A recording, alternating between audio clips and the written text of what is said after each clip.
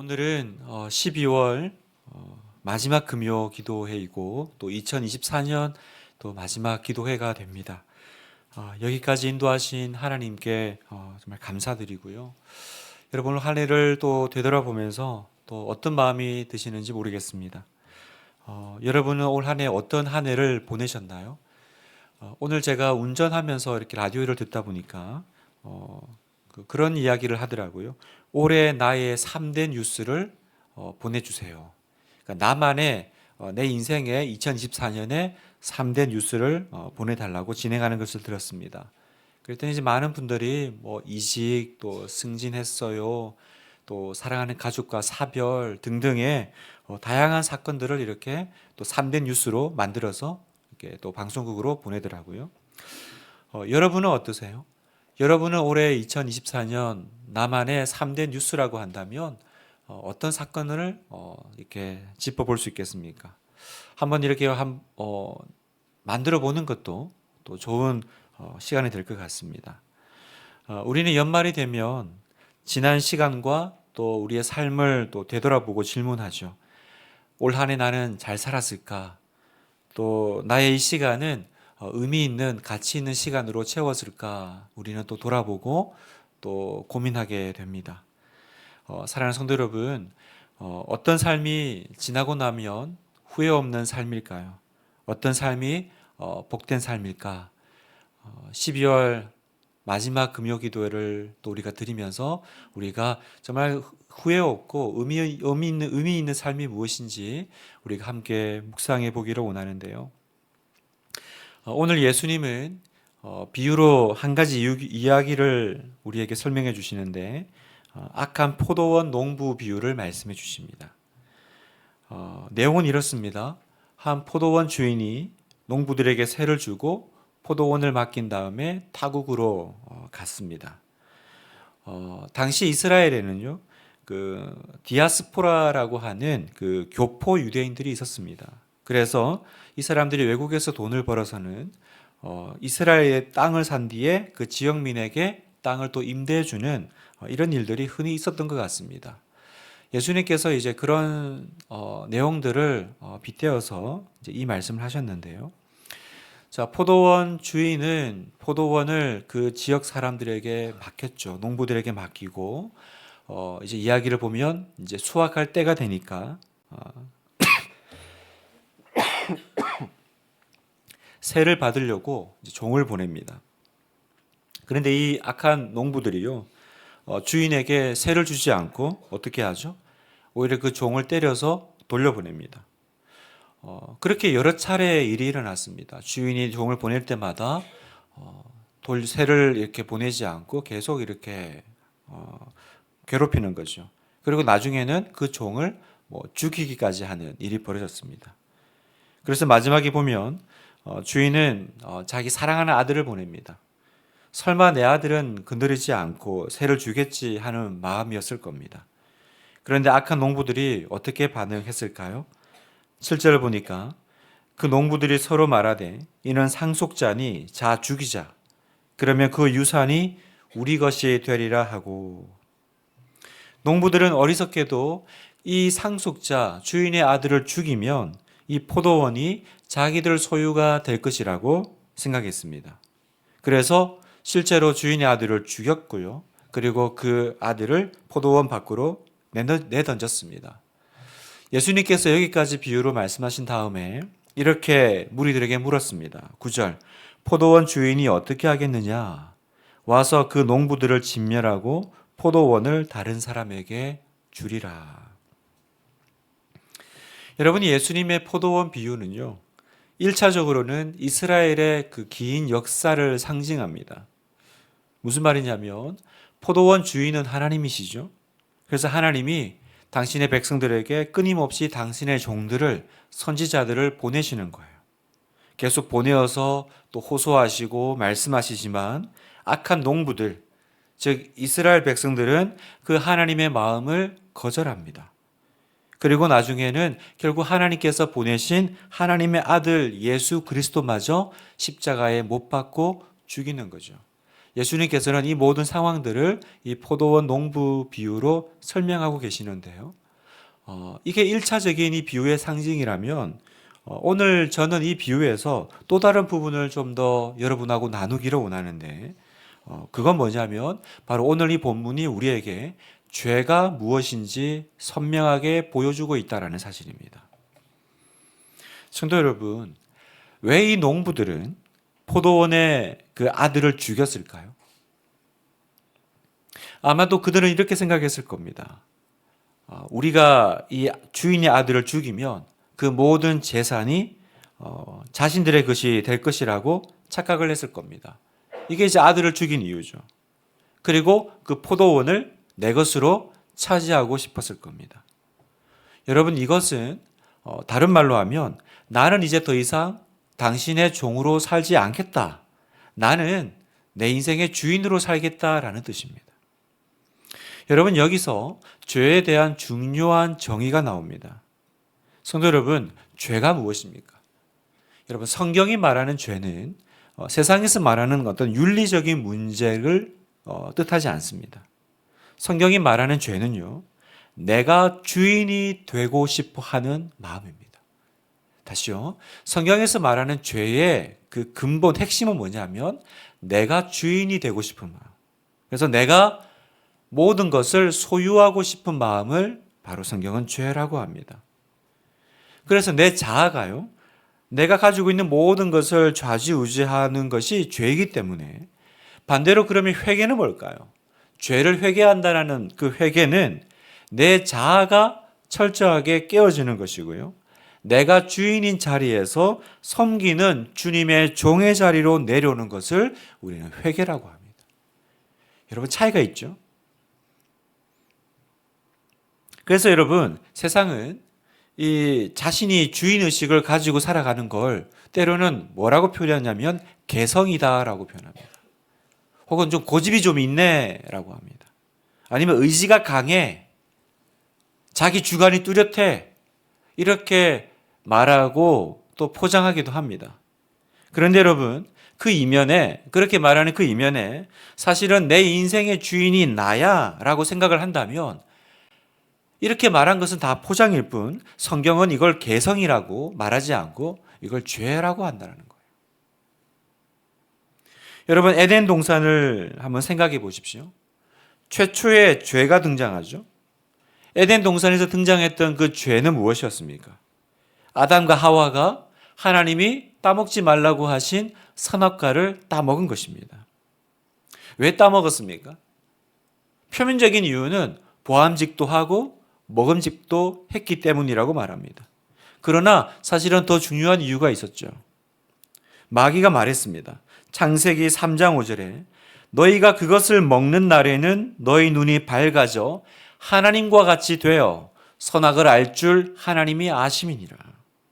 여러분, 이게 핵심입니다. 아담과 하와는 마귀에게 속아 하나님과 같이 되려고 선악과를 먹은 것입니다.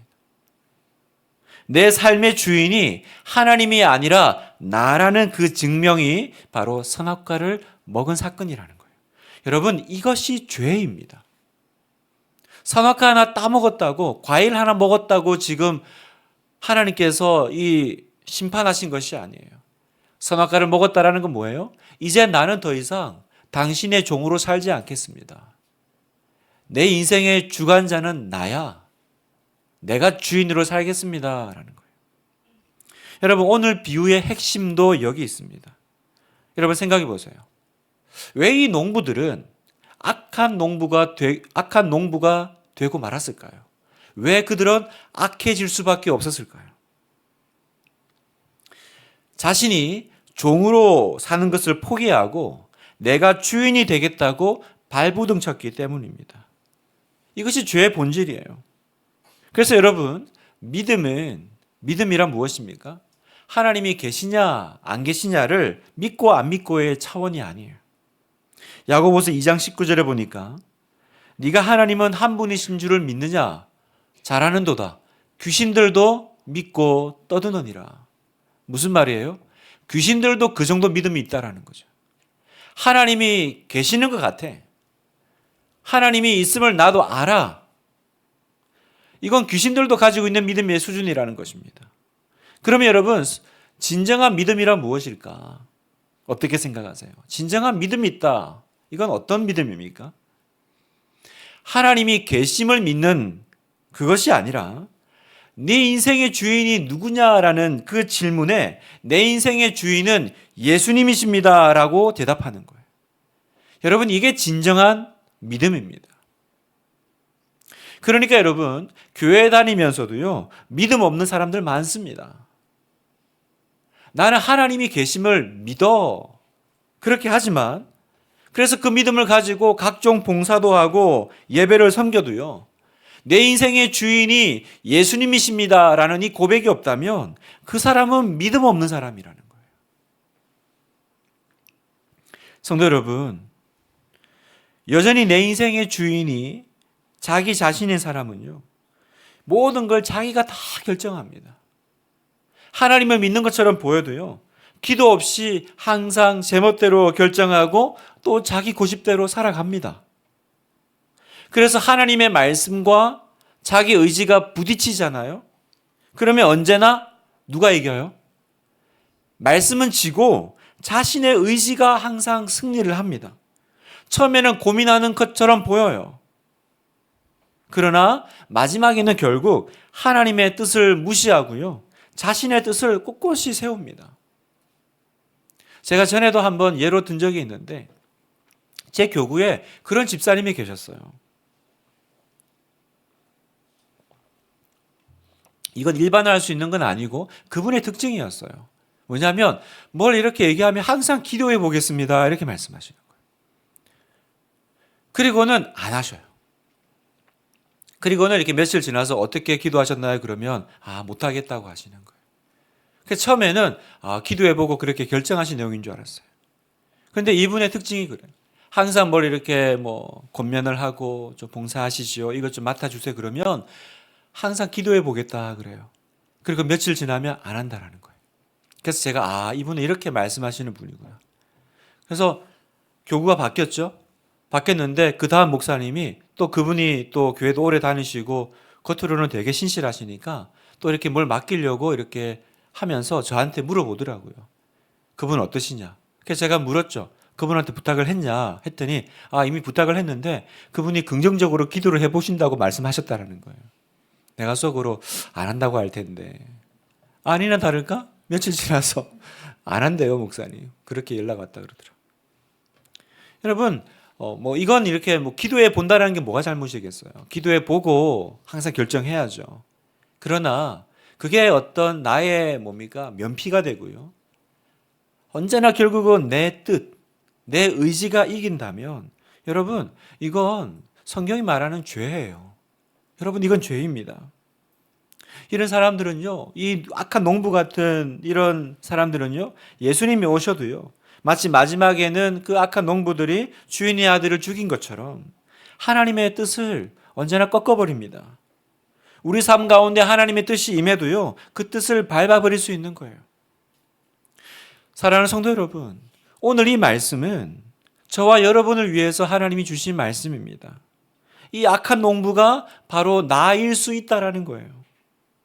여전히 나 자신의 인생의 주인이 내가 되어서 내 뜻과 내 고집을 내세우려고만 한다면 네가 바로 그 악한 농부다라고 성경은 우리에게 말씀하고 계신 겁니다.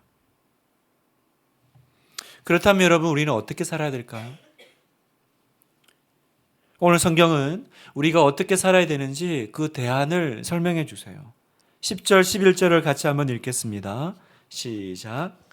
너희가 성경의 건축자들이 버린 돌이 모퉁이의 머릿돌이 되었나니 이것은 주로 말미암아 된 것이요 우리 눈에 놀랍도다 함을 읽어보지 못하였느냐 하시니라. 자, 이 말씀은요, 얼핏 보면 뭔가 좀 앞뒤가 안 맞아요. 앞에 실컷 포도원 얘기를 하다가 갑자기 예수님께서 모퉁이돌, 머릿돌 얘기를 이렇게 하시는 거예요. 왜 예수님은 이 포도원 비유 끝에 이해하기 어려운 이 말씀을 덧붙이셨을까? 이 말씀은 바로 우리는 예수님을 버린 돌이 아니라 모퉁이의 머릿돌로 삼아야 한다라는 것을 강조하시는 것입니다. 여러분, 모퉁이돌, 머릿돌은 무슨 의미입니까? 출발이요, 시작이죠. 그래서 여러분, 우리가 그 건축할 때, 건물을 세울 때 항상 그 모든 건물은 모퉁이돌, 머릿돌부터 이제 시작을 하잖아요. 거기서부터 기둥을 세워 나가고 시작을 해서 거기서 끝맺음을 마무리를 짓습니다.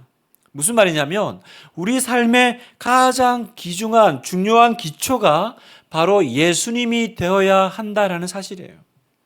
앞에서 강조했던 이 비유의 핵심이 뭐라고요? 내가 주인이 되어서 살아가는 그 악함에 대해서 설명을 했다면 그러면 이제 우리는 어떻게 살아야 된다고요? 그러면 누가 중심이 되어야 되느냐? 네 인생의 기초와 중심은 무엇이 되어야 되느냐를 지금 예수님께서 설명하고 계신 거예요. 에베소서 2장에도 이 모퉁이돌 이야기가 또 한 번 등장하는데요. 이것도 같이 한 목소리 읽어보겠습니다. 에베소서 2장 20절 시작. 너희는 사도들과 선지자들의 터 위에 세우심을 입은 자라. 그리스도 예수께서 친히 모퉁이돌이 되셨느니라. 그의 안에서 건물마다 서로 연결하여 주 안에서 성전이 되어 가고. 예수 그리스도께서 친히 모퉁이돌이 되셨느니라. 다시 말해서 모든 교회의 기초는 누구시라고요? 예수님이셔야 한다라는 것입니다. 예수님이 머릿돌 되시고 거기서부터 모든 교회의 그 내용물들이 지어지고 세워져 가야 된다라는 거예요. 그래서 교회의 중심이, 교회의 기초가 예수님이 아니시면 그건 더 이상 교회가 아니다라는 것입니다. 그러면 여러분, 교회의 기초가 예수님이셔야 한다면 그 예수님을 믿는 그리스도인의 기초는 또 누구가 되어야 되겠습니까?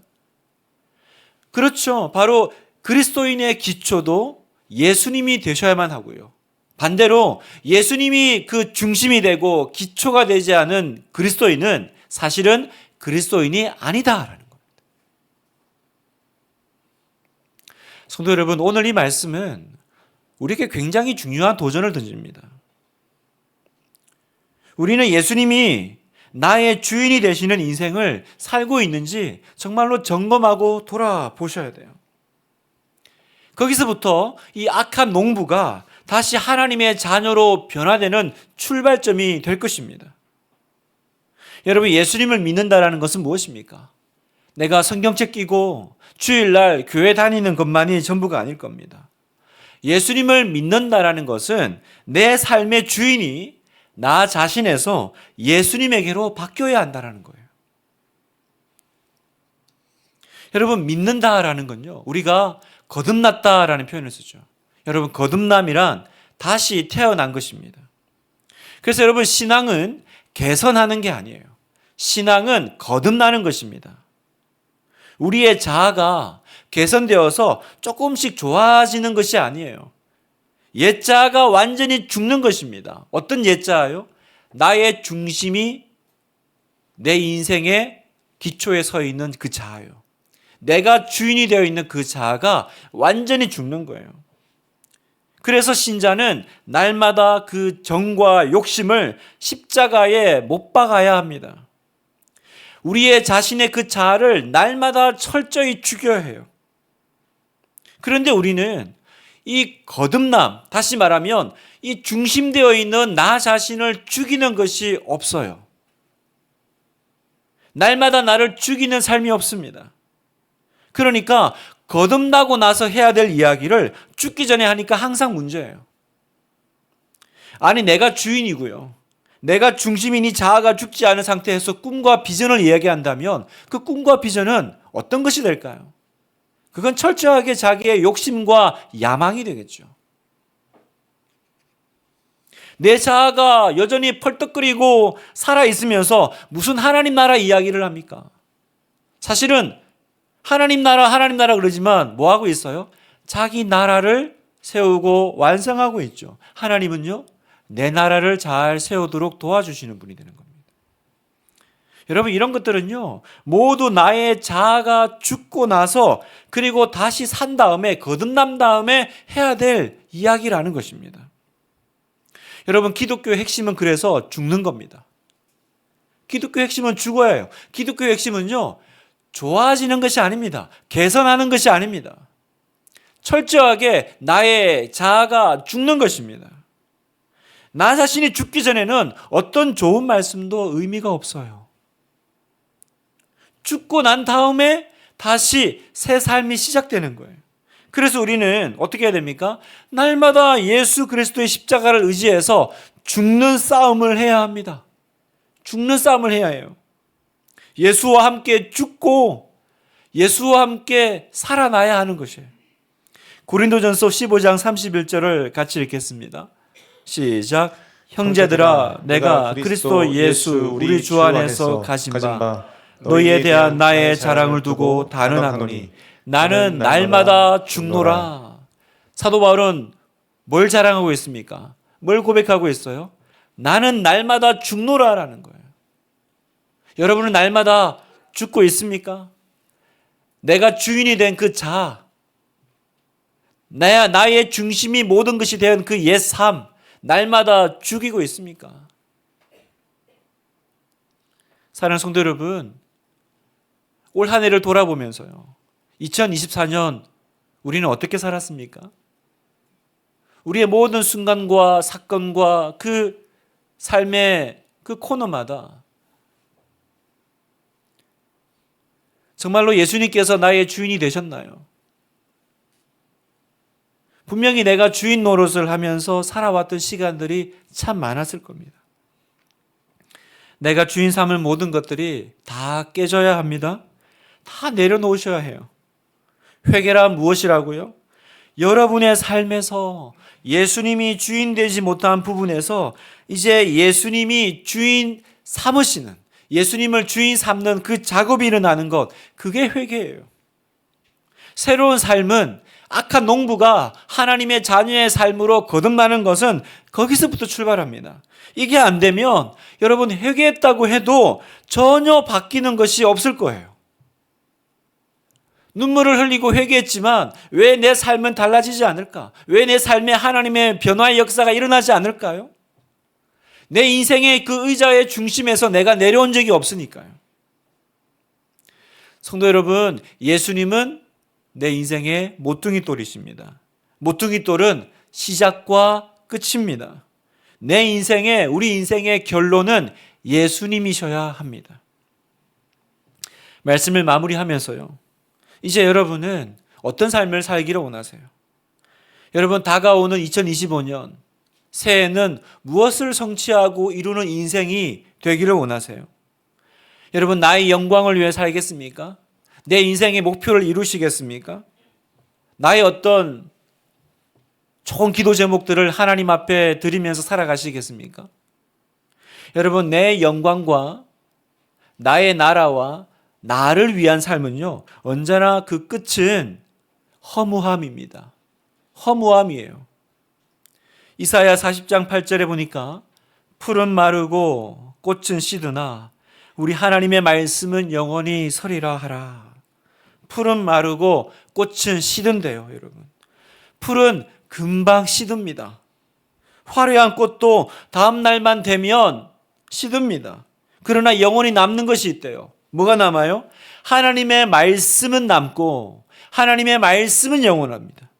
그러면 하나님의 말씀을 붙잡고 하나님의 말씀대로 살아가는, 하나님의 뜻을 이루는 사람은 남겠죠? 영원하겠죠? 그래서 요한일서 2장 17절 제가 읽겠습니다. 이 세상도 사라지고 이 세상의 욕망도 사라지지만 하나님의 뜻을 행하는 사람은 영원히 남습니다. 아멘. 하나님의 뜻을 행하는 사람은 영원히 남습니다. 그렇다면 여러분, 어떤 인생이 가장 영광스러운 인생입니까? 2025년을 우리가 앞으로 이제 며칠 뒤면 시작해야 되는데 어떤 목표를 가지고 살아야 될까요?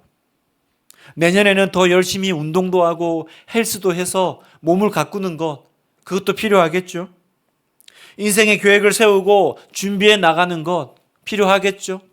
자격증을 따고 뭔가 내 인생을 좀 더 풍요롭게 만들려고 하는 것들 반드시 기도하고 또 우리가 도전해야 될 겁니다. 더 열심히 승진을 위해서 달려갈 수 있어야 될 겁니다. 그러나 성도 여러분, 성경이 말하는 것이 무엇입니까? 너는 정말로 영원히 남는 것을 위해서 달려가라라는 것입니다.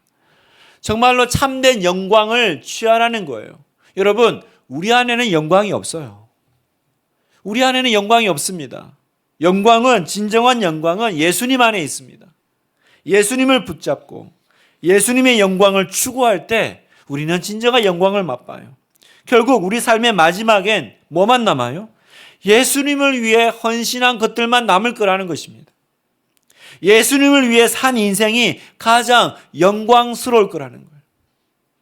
제가 신방을 하면서 어떤 분에게 그렇게 권면을 했어요. 기도 제목을 듣고 말씀을 전하면서, 집사님, 이제는 남은 삶을 주님을 위해 사셔야죠.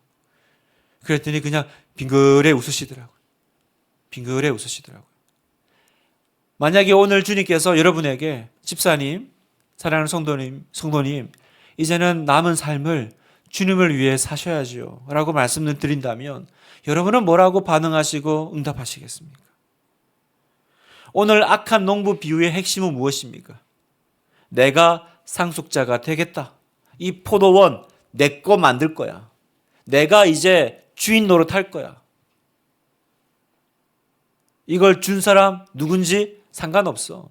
이 사람만 정리하면, 이 사람만 제거하면 다 내 거 되는 거 아니겠어? 내가 주인이야. 여러분, 성경은 이게 바로 죄라고 하십니다. 여러분, 이것이 깨져야 합니다. 우리의 주인은 바로 예수님이시고요. 우리의 삶은 그 예수님을 위한 삶이어야 합니다. 모든 사람들이 버린 돌처럼 보이는 그분, 거친 돌이 되는 그분, 그러나 그 예수님을 내 인생의 모퉁이 돌로 삼고 살아가는 인생이 복된 인생인 줄 믿으시기를 축복합니다. 하나님의 영광이 그 인생 위에 임하게 될 줄 믿습니다. 여러분, 믿음은 선언입니다. 믿음은 선언이에요. 내 인생의 주인은 예수님이십니다 라는 선언이 바로 믿음입니다. 연말에 이 마지막, 이 12월 마지막에 우리가 이 믿음의 선언을 주님 앞에 올려드릴 수 있기를 원해요. 그리고 이 선언이 유효하도록 오늘 밤에 예수님, 내 인생의 주인 되어주세요.